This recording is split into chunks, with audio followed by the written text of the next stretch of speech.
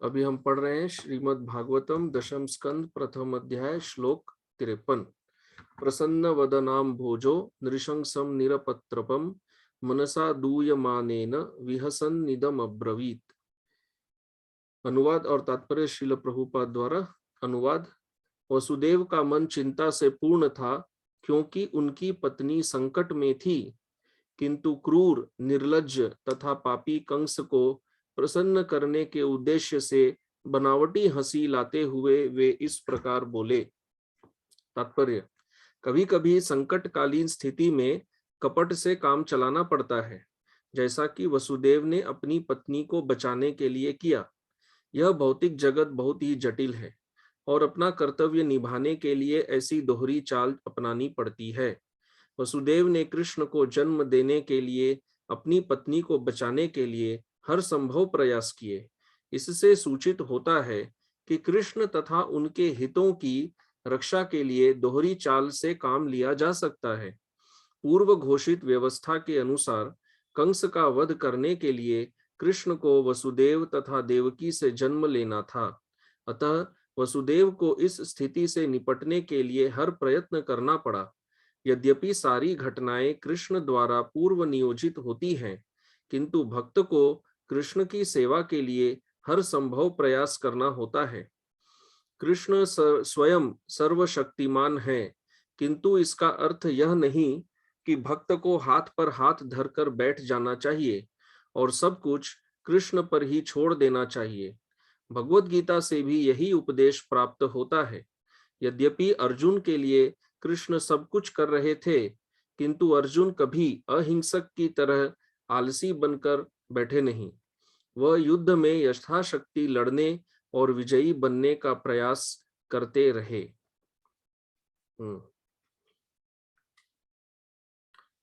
तो हम श्रील प्रभुपाद का तात्पर्य हमने पढ़ा। अभी ये श्लोक के बारे में पूर्ववर्ती वैष्णव आचार्य और क्या अन्य बातें कहते हैं, वो समझने का प्रयास करते हैं। तो पहले श्लोक के जो शब्द हैं वो समझ लेते हैं। यहाँ पर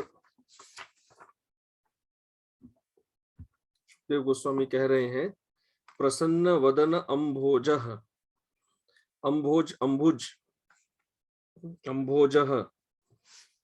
तो यहाँ पर अर्थ है कि वसुदेव जी का जो मुख है वह तुरंत एक कमल जैसे, जस्ट अभी नया फ्रेश एक कमल खिला हुआ है, उसकी भांति प्रसन्न लग रहा था।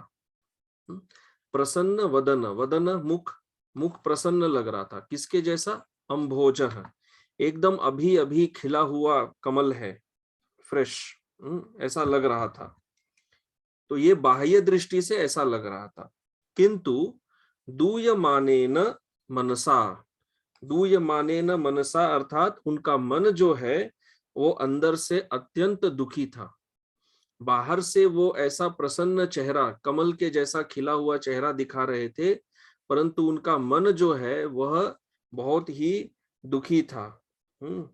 नृशंसम, नृशंस अर्थात अत्यंत क्रूर व्यक्ति, इसको नृशंस कहते हैं, बहुत ही क्रूर। निरपत्रपम, निरपत्रपम अर्थात निर्लज्ज, इसको कोई लज्जा नहीं है, कोई शर्म लिहाज नहीं है। ऐसे निर्लज्ज क्रूर कंस को विहसन, विहसन अर्थात मंद मुस्कान के साथ, इदम, इदम अर्थात इस प्रकार कहा, अब्रवीत कहा। कहा, क्या कहा वो अगले श्लोक में आएगा। तो यहाँ पर वसुदेव जी बाह्य रूप से बहुत ही प्रसन्न, कमल के जैसा खिला हुआ चेहरा दिखा रहे हैं, और इस निर्लज्ज क्रूर जो कंस है पापी, उसको उन्होंने मंद मुस्कान से कहा। तो अंदर से वो बहुत दुखी थे, पर बाह्य दृष्टि से ऐसा खिला हुआ चेहरा दिखा रहे थे। ये बाह्य दृष्टि से था।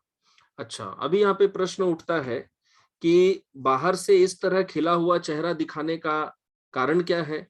तो यहाँ पर श्रीधर स्वामी जी समझाते हैं, खिला हुआ चेहरा दिखाना इसलिए है ताकि जब कंस से बात करें, कंस को उनकी बातों पर विश्वास हो जाए। वसुदेव जी कंस को अभी जो एक प्रपोजल देने वाले हैं, एक जो विकल्प बताने वाले हैं, वो चाहते हैं कि कंस उसको मान ले। तो मानेगा कब? यदि वसुदेव के चेहरे पर बहुत भय लगे तो कंस को उनकी बात पर शायद विश्वास न हो। कंस को लग सकता है कि ये शायद कुछ पॉलिटिक्स वगैरह कर रहा है न, क्या है ये, भयभीत क्यों है। तो वसुदेव जी मुस्कुराते हुए एकदम खिले हुए चेहरे के साथ उन्होंने कहा, कंस को केवल विश्वास दिलाने के लिए, यही कारण था, ताकि कंस को लगे कि हाँ भाई वसुदेव अभी अंदर से क्या है, अंदर से बहुत ही शांत है। विश्वनाथ चक्रवर्ती ठाकुर कहते हैं कि वसुदेव का चेहरा कमल के तरह ऐसा खिला हुआ था जैसे कि कंस को लगे कि अब वसुदेव मेरा हितैषी है, वसुदेव अब मेरे हित के लिए बोलेगा। जब तक कंस को मन में यह विश्वास न हो कि वसुदेव मेरा हित चाहते हैं, तब तक कंस उनका बात मानने वाला नहीं है। तो इसलिए उनको चेहरा पर ऐसा भाव दिखलाना पड़ा जिससे कि कंस को लगे कि वसुदेव मेरे हितैषी है, वास्तव में हितैषी ही है। उन्होंने तो कंस को जो कुछ भी अभी तक कहा था उसके हित के लिए ही कहा था। भक्त सदैव ही असुरों के हितैषी ही होते हैं, पर असुर को विश्वास नहीं होता है, असुर को लगता है कि ये मेरा शत्रु है। तो कंस को ये बात पर विश्वास नहीं था। नहीं तो अभी तक वसुदेव जी ने जो कुछ भी कंस को समझाया था वो कंस के भलाई के लिए ही था। ऐसा नहीं है कि वो अपनी पत्नी को बचाकर कंस का कुछ बुरा चाहते थे, नहीं, उन्होंने कंस के भले के लिए ही सब कुछ कहा था। तो कंस को ये विश्वास दिलाना था, इसलिए बाहर से उनको ऐसा प्रसन्न चेहरा लाना पड़ा ताकि कंस को लगे अंदर से वो बहुत ही अभी शांत चित्त है। लेकिन वसुदेव जी का जो मन है वो बहुत ही दुखी हो गया था। विश्वनाथ चक्रवर्ती ठाकुर लिखते हैं, संताप पीड़्य माने न, कि अंदर से बहुत पीड़ा हो रही थी, वो बहुत ही दुखी थे। तो पहले वसुदेव जी ने बहुत कुछ कहा है कंस को, और अभी कंस को इस खिले हुए चेहरे से वापस कुछ कहने का प्रयास कर रहे हैं। ऐसा है। तो इस श्लोक के बारे में भी आचार्यों ने बस इतना ही समझाया है।